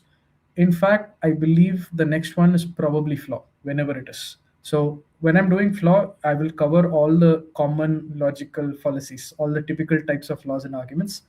That's like the bulk of what that session will be like. And of course, we'll solve a good number of questions, as always. And I do understand that it can be an area of struggle, but I think I can help with that. Yeah, time comes. So it's only a matter of time. Any other general points, guys? I hope this session was useful to you. And for those who are tuning into this at a later time, I hope this session gives you a little bit of perspective on how to approach paradox. Um, this is a question type where, similar to strength and weaken, sometimes the answer choices require a bit more of depth analysis. So um, be very careful with rejection. Don't reject until you're sure. There will be choices which seem so offbeat, so out there, that sometimes you're like, how the hell is this an answer? Your process should mean that you read it, you take a second, you understand what the choice is trying to say, then see, what does it do? In a strengthened question, does it make you believe more? Does it make you believe less? In a weakened, here, does it help you explain? In some way, can it explain? Right? So take my word for it. Some of paradox, like strength and weaken, is a question type where the choice analysis can be a bit tricky, even though conceptually it's very simple. So, you know, when you start solving questions on paradox, start from easy. If you're not already comfortable, start from easy. I'll start from medium. Solve review what you solve, questions where you got wrong, questions you went wrong in, questions you feel you got lucky somewhere, you felt that it was a fluke, questions where you took more time, you should review all of those. Those are the three kinds of questions that I will always review. Go through the logic of each and every choice, build that muscle. And as you go to hard choices, the more you push those logical reasoning thinking muscles in practice through your review, the more it will come naturally and intuitive come testing. Yeah. So Pankaj, thanks a lot for that. Really appreciate the feedback. Um do we get parallel reasoning questions? Yes, we do get. I think, well, I don't know what they call it. It's either parallel reasoning or analogous reasoning, right? It is there, but it is very rare, right? Uh, Still, if you go through the official guide and some of the older questions, there are a couple of tough questions in the parallel reasoning side of it as well. But yeah, are they part of the syllabus? Yes. Historically, yes. How frequent? Very, very rare. Most people will not see a parallel reasoning question on their exam. It's that rare. On the other hand, most people will definitely see a weekend question. The general expectation is there. So you still need to ensure that you know what to do, but it's not a place where you have to go and break your head over it. That's great.